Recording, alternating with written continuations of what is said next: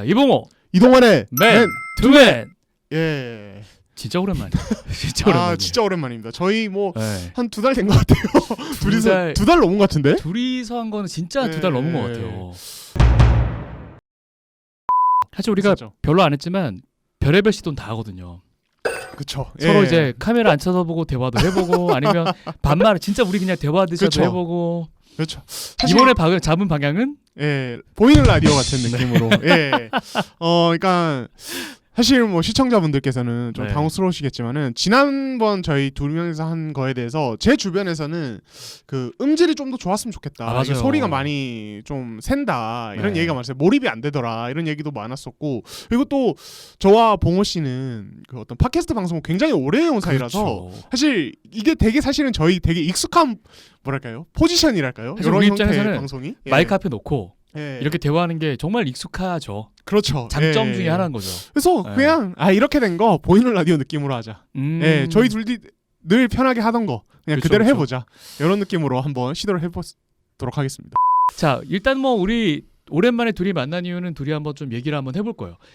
여러분들이 진짜 궁금해하시는 거. 예. 그리고 이미 많은 분들이 알고 계세요. 근데 루키의 이동환 기자는 도대체 무슨 생각을 하고 있고, 그리고 농구를 좀 오래 봐온 저는 도대체 무슨 생각을 하고 있는지, 예.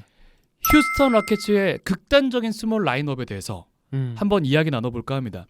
일단 요거는 이동환 기자가 지금 네이버에 올렸던 루키에 올렸던 그 글이 있어요. 예, 칼럼. 그렇죠. 이동환 칼럼. 그 내용 좋더라고.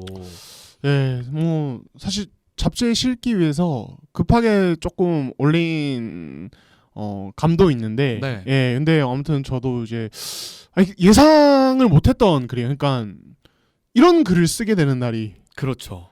온다는 건 전혀 상상도 못했고, 네. 그래서 사실 저도 개인적으로 코비를 되게 좋아했던 사람으로서 많이 좀 힘들게 썼어요, 사실은. 아니 예, 지금 예. 휴스턴의 극단적인 스몰 라인업 얘기하고 있는데 아 갑자기 그래요? 코비 얘기를 하면 어떻게? 죄송합니다. 자르고 형 다시 해요. 예, 제가 잠깐 지금 업무 관련해가지고. 여러분들이 진짜 궁금해하실 만한 내용을 저희가 좀 오늘은 이야기를 다뤄볼게요. 예, 예. 휴스턴의 이 극단적인 스몰 라인업, 분명히 여러분들은 휴스턴이 이 선택을 한 것도 알고 계시고 다양한 어떤 커뮤니티들의 글을 통해서도 많은 분들이 알고 계실 텐데, 일단은 이게 왜 어째서 이게 가능하며 왜 이런 전술이 탄생을 한 거고, 그리고 지금 현재는 어떤 상황이고 또 앞으로 어떤 일들이 펼쳐질지 요 얘기 한번 해볼게요. 예. 일단은 지금 이제 휴스턴이 갑자기 트레이드를 하죠. 물론 뭐 처음에 펼쳐졌던 사자간의 트레이드였죠. 거의 뭐 초반이라고 할 수 있죠. 코빙턴과 24년도 2라운드 지명권과 카보클로 선수를 받아오면서 예. 카펠라, 예. 그린, 네네, 그렇죠. 그리고 1라운드 지명권 20년 거, 23년 2라운드 지명권을 포기를 했어요. 예, 그렇죠. 특히 여기서 이제 핵심 중에 하나는 사실상 휴스턴의 나름의 빅3 중에 하나였던 클린트 카펠라를 완전히 배제해버리고 네네까지 처분해버리고, 지금 남아있는 게 이제 보자, 센터 자원 중에 누가 남아있죠? 지금 센터 자원 중에는 타이슨 챈들러 있죠. 아이지아 하르텐슈타인. 그 정도. 예, 요 두 명이 빅맨이라 볼 수 있는 자원인데, 챈들러는 사실은 노장이고 거의 기용이 안 되는 자원이라고 보시면 되고, 그냥 치어리더죠 뭐. 예, 그렇죠. 네. 사실은 응원을 해주는 그런 이제 그런 자원이라고 볼 수 있어요. 응원 휴스턴 단장이죠. 잘 봐요. 예, 뭔가 멋있는 장면 나오면 타이슨 챈들러부터 제일 먼저 일어나요. 그렇죠. 예, 네. 어떻게 보면은 베테랑으로서 라커룸 분위기를 잡아주는 역할이라고 보시면 그렇죠. 되고, 뭐 보컬리더 역할을 해주는 거고요. 하텐슈타인은 사실 뭐 지난 시즌부터 약간씩 기용이 되고 기회도 받았고 올 시즌도 그랬지만은 사실은 뭐 로테이션에 확실히 들어간 자원이라 보기 어렵기 때문에, 그리고 휴스턴 트레이드 이후에 어떤 행보를 보면은 그쵸? 기용이 안 됩니다, 둘 다. 맞아요. 예, 그렇기 지금 때문에. 이렇게 센터 자원을 완전히 배제한 채로 예. 농구를 펼치고 있고 실제로 이제 승리 승리를 차곡차곡 쌓아나가고 있단 말이에요. 그렇죠. 네. 예. 휴스턴이 사실 우려를 많이 샀잖아요, 트레이드 후에. 근데 그럼요. 막상 경기 내용 되게 재밌어요. 괜찮아요. 예. 아니, 그냥 재밌는 정도가 아니라 예. 굉장히 흥미롭고 빠르고 그렇죠. 예, 보는 사실. 재미가 있는 농구를 하고 있어요. 예, 휴스턴의 경기 내용 자체는 상당히 괜찮았기 때문에 적어도 정규 시즌은 휴스턴이 큰 문제 없이 갈 수 있는 거 아니냐라는 얘기 나오고 있습니다. 예. 지금 이제 선발 라인업을 한번 우리가 쭉 말씀을 드려보면 일단 1번으로 뭐 1, 예. 2번 백코트 듀오로는 러셀 베스트브룩과 제임스 하든이 나오고 있고요. 3번에 지금 나오는 선수가 누구죠? 3번에 에릭 고든이 나오기도 그렇죠. 에릭 하고요. 고든이 나오기도 예. 하고 뭐 이제 데니얼 하우스 주니어가 나올 그렇죠. 때도 있고. 그 두 선수 왔다 갔다 하는 예, 거. 벤 맥클레모가 나올 때도 그쵸, 있어요. 그쵸, 예, 그쵸. 그 부분은 약간 변경이 한 번씩 있는데. 그리고 예. 4번에는 이제 코빙턴. 예, 그렇죠. 그리고 터커. 그렇죠. 요 정도를 예. 지금 이제 스타팅 라인업이라고 할 수 있거든요. 그렇죠. 그냥 베스트는 그냥 요 정도로 보시면 돼요. 네. 웨스트브룩, 하든, 데니얼 하우스 주니어, 코빙턴, 터커 이렇게 생각하시면 될 것 같습니다. 근데 여기서 뭐 휴스턴 자체가 이제 터커부터 작긴 하지만 3, 4번 큰 의미가 없어요. 없죠. 예, 그러니까 코빙턴 3번, 뭐 하우스 4번 뭐 이렇게 생각하셔도 될 것 같습니다. 예. 동아 씨가 볼 때는 어떻게 생각하세요? 왜 이 라인업이 탄생을 했다고 생각하십니까? 저 뭐 기사에도 썼는데 네. 러셀 웨스트브룩의 어떤 페인트존 공략을 극대화하는 동시에 스페이싱을 극대화하는 약간 그런 작전이라고 보시면 됩니다. 예, 그러니까 그를 통해서 얻어낼 수 있는 건 뭐가 있을까요? 그러니까 말 공격력 그대로 이제 극대화죠. 그거죠. 예. 공격력 극대화죠. 그러니까 클린트 카펠라가 있을 때 사실 이 선수 되게 좋은 선수예요. 카펠라가 좋은 선수라는 걸 부인하는 사람은 없을 겁니다. 없죠. 예, 그러니까 이 선수 하든과 있을 때 라페스도 굉장히 잘 받아먹고 공격 리바운드 이후에 득점 그런 것도 좋고요. 리바운드 획득, 림 프로텍팅 모두 준수합니다. 예, 그러니까 어딜 가도 주전으로 뛸 수 있는 센터예요. 굉장히 네. 좋은 빅맨인데 문제는 러셀 웨스트브룩이 온 올 시즌에는 이 선수의 존재로 인해서 웨스트브룩의 페인트존 공략이 약간 뭐랄까요? 방해를 받는 예, 그런 상황이 나올 수 있어요. 그러니까 지난 시즌까지는 제임스 하든이나 크리스 폴이나 물론 뭐 페인트 존에서 득점 올리지만은 이 선수들이 그거를 핵심으로 삼지는 않는 선수들이거든요. 그렇죠. 하든도 뭐 3연슛 라인 안팎에서 스텝백 던지고 네. 한 번씩 돌파해주고 이런 느낌이고 크리스 폴은 더 그렇고 예, 그런 스타일인데 웨스트브룩은 그렇지 않아요. 사실 이 선수 점퍼가 안 좋습니다. 네. 많은 분들 아시겠지만 3점 슛은 뭐 벽돌 던지는 느낌 나고 3점 나는 지금 선수고 안 던지면서 지금 굉장히 예. 효율이 올라가고 그렇죠. 있잖아요. 그러니까 지금 실제로 시즌 초반에 웨스트브룩 3점 꽤 많이 던졌는데 네. 진짜 거의 다 안 들어갔어요. 맞아요. 예, 뭐 8개 던져서 1개 놓고 이런 날 굉장히 많았습니다. 예, 그런 상황에서 웨스트브룩이 3점 시도 자체를 거의 자제하고 페인트존 공략에 신경을 쓰는 상황에서 웨스트브룩의 페인트존 공략을 뭐랄까 효과를 극대화하려면 카펠라의 존재가 세트 오펜스에서는 사실은 큰 득이 되지 않는다. 이렇게 판단을 한 것 같아요. 그러니까 카펠라와 웨스트브룩이 시너지 효과를 내는 장면은 제가 느끼기에는 딱 하나였어요. 네. 뭐냐면 트랜지션 공격 상황. 카펠라가 기동성이 굉장히 좋은 빅맨이기 때문에 그렇죠. 웨스트브룩이 먼저 돌격대장으로 공을 몰고 갔다가 뒤따라오는 카펠라에게 공을 연결해서 득점을 뭐 만들어준다든지 아니면 카펠라가 그러니까 결국에는 트레일러 역할 이런 것들이 사실 많았어요. 예, 그래서 그때는 시너지 효과가 나는데 세트 오펜스에서는 제가 느끼기에는 하든과는 몰라도 카펠라가 웨스트브룩과는 그렇게 시너지 효과가 나는 느낌은 아니었습니다. 예, 이런 부분을 휴스턴도 분명히 알고 있었을 거라고 생각을 하고 그러면 이 전술은 동아 씨 말대로 지금 러셀 웨스트브룩을 위한 전술이라고 볼 수가 있겠네요. 지금의 전술과 라인업 구성은요. 네. 그렇죠. 그러니까 이게 우리가 어떤 부분을 고려를 해야 되냐면 아니 웨스트브룩이 뭔데 이 선수를 위해서 센터까지 버려가면서 하느냐 이렇게 생각하실 수 있지만 웨스트브룩이랑 하든 연봉 합치면 얼마예요 사실 8천만 달러 정도 8천만 돼요. 달러죠. 그러니까 이 맞네. 셀러리 구조를 생각해봐도 네. 이 두 명의 어떤 효율을 극대화하지 않으면 안 돼요 휴스턴은. 예, 그러니까 휴스턴은 그런 생각이죠. 이 두 명의 효율을 극대화하려면은 다른 자원들이 어느 정도 조금 희생되는 부분이 분명히 필요하고 그러기 위해서는 카펠라의 희생도 불가피하다. 네. 카펠라를 우리가 포기하는 희생 그런 것도 필요하다라고 판단을 했을 것 같아요. 예, 그리고 웨스트브룩은 방금도 말씀드렸지만 스타일상 플레이 스타일과 장점을 고려했을 때 더더욱 카펠라가 없는 게 오히려 나을 수 있는 선수. 이게 맞는 말인 게 예. 실제로 카펠라가 있을 때도 카펠라를 좀 빼면서 러셀 웨스트브룩의 효율을 좀 끌어올리려고 했는데 예. 사실 초반에 진짜 욕 많이 먹었잖아요. 웨스트브룩. 그렇죠. 근데 못했어요. 실제로 지금 보면 한 1월 말 정도부터인가요? 예. 1월 말이 아니죠. 1월 한 중순 초반부터는 초반 중반 이후부터는 러셀 웨스트브룩이 엄청나게 올라가거든요. 물론 하든이 이제 부상으로 잠깐 신기간이 있긴 했지만. 예, 네. 그렇죠. 그러니까 하든이 사실 뭐 부상으로 신기간도 있었지만은 폼이 왔다 갔다 했어요. 그렇죠. 시즌 초반에 미친 듯이 몰아치다가 난리 났죠. 예, 슈팅 난조가 너무 네. 심해가지고 또 확 죽고 사실 그 과정에서 하든 MVP 논의에서 제외됐거든요. 지금 네. 사실상. 예, 근데 그런 과정 속에서 사실 웨스트브룩이 팀을 거의 끌고 갔다고 볼 수 있죠. 예, 그리고 웨스트브룩이 폼이 이렇게 좋은 상태에서 웨스트브룩의 이게 자꾸 방해라는 표현을 쓰게 되는데 웨스트브룩의 활약에 약간의 방해를 줄 수 있는 카펠라의 존재 오히려 조금 이 표현이 자꾸 그런데 없어지는 게 나을 수도 있다.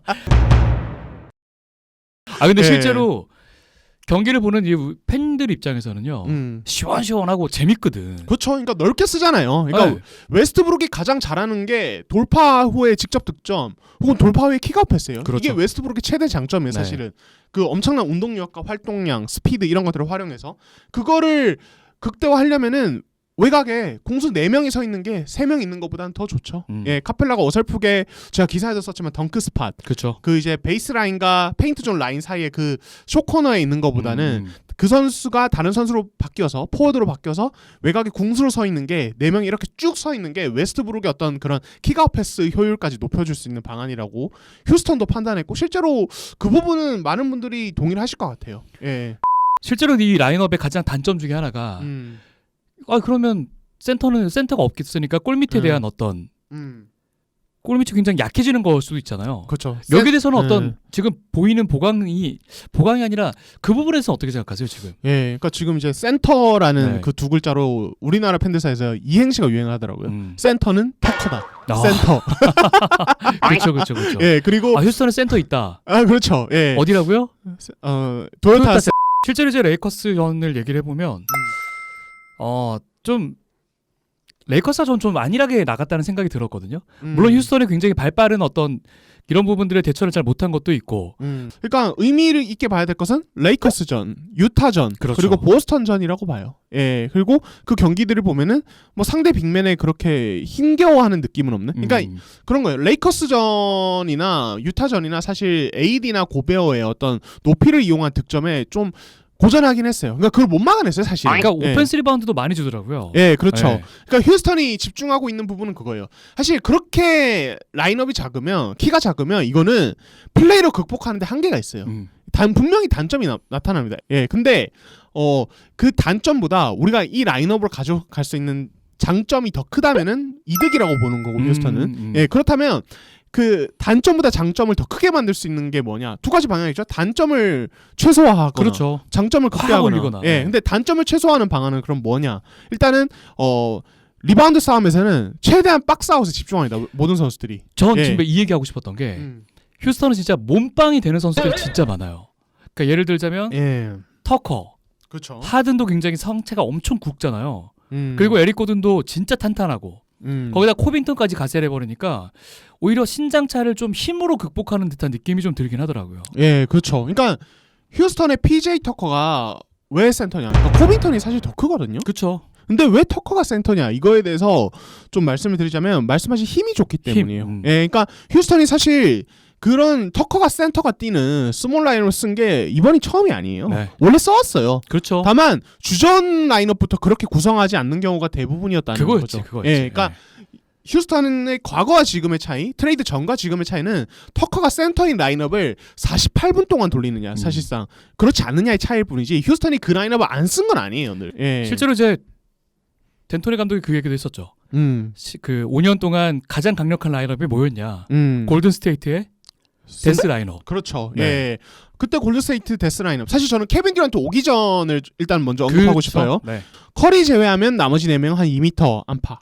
예, 이렇게 보시면 되는데 그 라인업이 가장 강력했죠. 그리고 여기서 중요한 게 아까 터커가 힘이 좋은 선수라고 했는데 드레이먼드 그린 보세요. 버티는 힘 좋잖아요. 그럼요. 예, 그러니까 그 이런 스몰 라인업의 빅맨은 스몰 라인업의 센터는 신장이 작다고 하더라도 힘은 좋아야 됩니다. 그러니까 신장 작은 건 오케이. 하지만 힘까지 약하면 안 돼요. 그렇죠. 예, 그러니까 드레이먼드 그린이나 네. 터커나 적어도 키 때문에 리바운드를 빼앗기는 일이 있어도 박스아웃을 잘못해서 힘에 밀려서 상대에게 좋은 포지션을 내줘서 리바운드를 빼앗기는 일은 없습니다. 이게 되게 중요해요. 그리고 휴스턴은 또 다른 특징이 제가 아까 웨스트브룩의 최대 장점을 이제 돌파하고 킥아웃 패스, 그렇죠. 직접 득점 이런 것들 말했는데 수비적인 부분에서 사실은 리바운드 생산이잖아요. 네. 예, 엄청나게 높은 점프를 활용해서 수비 리바운드 많이 따내고 오클라호마 시티 시절에는 아담스의 리바운드를 뺏는다는 얘기가 있을 정도로 그러니까 수비 리바운드를 많이 잡는 선수인데 워낙 박스아웃 잘해주고 이제 그거를 또 그렇죠. 러셀 웨스트브룩이 네. 가져갔으니까. 그러니까 사실 그림은 크게 다르지 않아요. 네. 오클라호마 시티에서도 아담스는 헬프 디펜스 집중하면서 그 다음에는 박스아웃까지만 하고 웨스트브룩은 리바운드 획득. 사실 이 과정인데 사실 휴스턴에서도 비슷합니다. PJ 터커는 헬프 디펜스 해주고 박스아웃 해주고 밀어내는 수비 집중해주고 코빙턴과 더불어서 다른 선수들과 함께 열심히 박스아웃 해주고 웨스트브룩이 밖에서 달려와서 리바운드 포착을 지점을 포착해서 잡아주는 이런 식으로 가는 거거든요. 그러니까 휴스턴의 어떤 리바운드 생산 방식도 좀 달라져 있다. 스몰 라인업에서는 이렇게 보시면 될 것 같아요.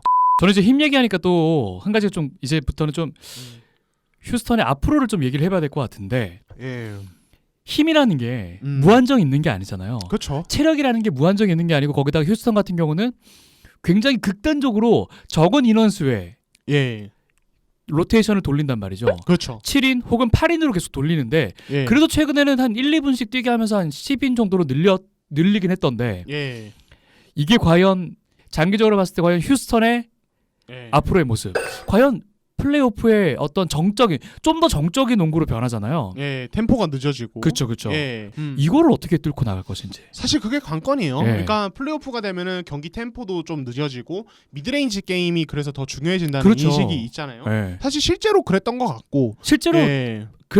그랬죠. 예, 그러니까 네. 포스트업도 많이 좀 더 활용이 되고 네. 아무래도 서로가 다운 템포로 이제 끈끈한 수비 어떤 뭐랄까 수비전 이런 것들을 많이 하니까. 실제로 이제 골든 스테이트가 굉장히 스몰 라인업으로 큰 재미를 봤지만 클리블랜드한테 한 번 지고 난 다음에 듀란트를 바로 영입을 했죠. 예. 사실 듀란트를 영입한 건 3점 때문이 아니었거든요. 그렇죠. 혼자 찢어주고 혹은 음. 미드레인지가 굉장히 정확한 선수이기 때문에 전 영입했다고 생각하거든요. 그렇죠. 플레이오프에서 어떤 1대1 공격으로 상대 수비를 무너뜨릴 수 그렇죠. 있는 그렇게 템포가 느려졌을 때 사실 실제로 또 온 뒤에 활약들을 보면은 거의 큰 무대에서 네. 거의 그런 역할을 했어요. 그렇죠. 예, 그래서 듀란트 영입이 진짜 큰 힘이 됐던 거고 그렇다면 휴스턴에서는 누가 그걸 해야 되느냐? 제임스 하든이에요 결국에는. 예, 사실은.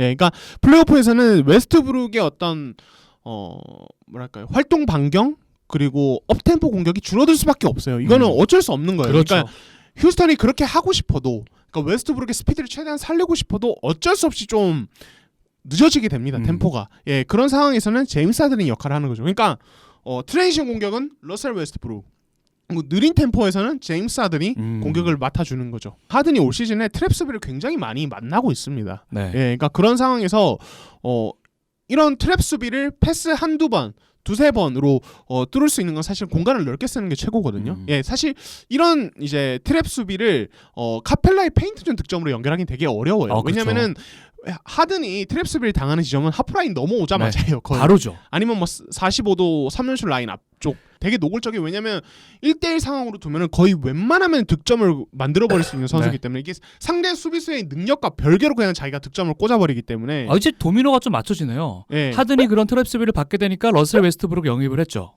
그렇죠. 사실 분산 효과가 생기니까. 예. 근데 러셀 웨스트브룩이 살지 않으니까 카펠라까지 처분하면서 러셀 웨스트브룩이 사니까 하든까지 같이 살아버리는. 그렇죠. 네. 예. 그러니까 그런 것들을 보시면 될 것 같아요. 예. 그래서 하든이 트랩 수비 당했을 때 첫 패스를 받는 선수가 누구냐?